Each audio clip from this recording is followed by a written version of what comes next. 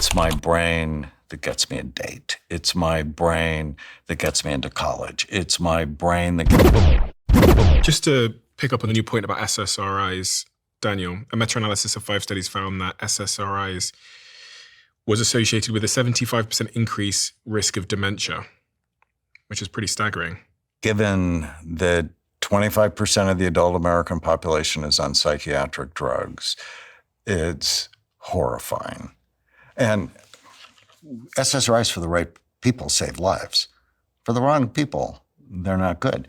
But can you imagine all of these 340 million prescriptions last year for antidepressants? Virtually no one looked at their brain ahead of time.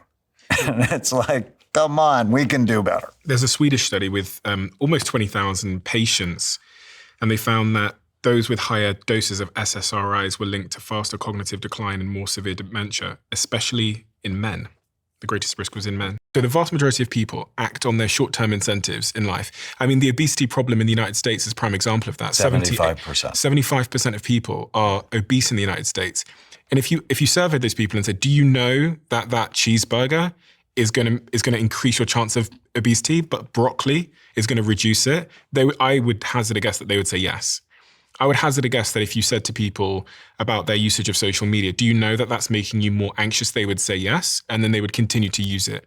So I think that we're much more driven by our short-term... See, I think we're not educating people enough. I think, yes, high level, they know good for your brain or bad for it, but they don't connect to, it's my brain that gets me a date. It's my brain that gets me into college. It's my brain that gets me independence because I act more consistently. And that's the disconnect.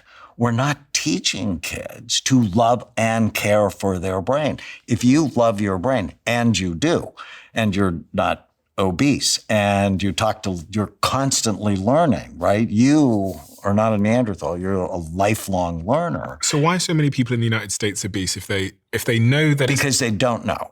They really don't know. Well, and they've been lied to. My point here is when there are tools or things available in our environment that give us a short-term reward but come with a long-term cost, like the supermarket aisle or like the kids spending 7 to 8 hours a day on social media, humans en masse tend to go for the thing that will give them the quickest dopamine hit and reinforce that behavior and give them the reward.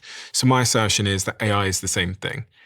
I can either sit down and do lots of critical thinking, which will cost me lots and lots of time, and it'll be kind of difficult. It kind of hurts when I have to think through a problem.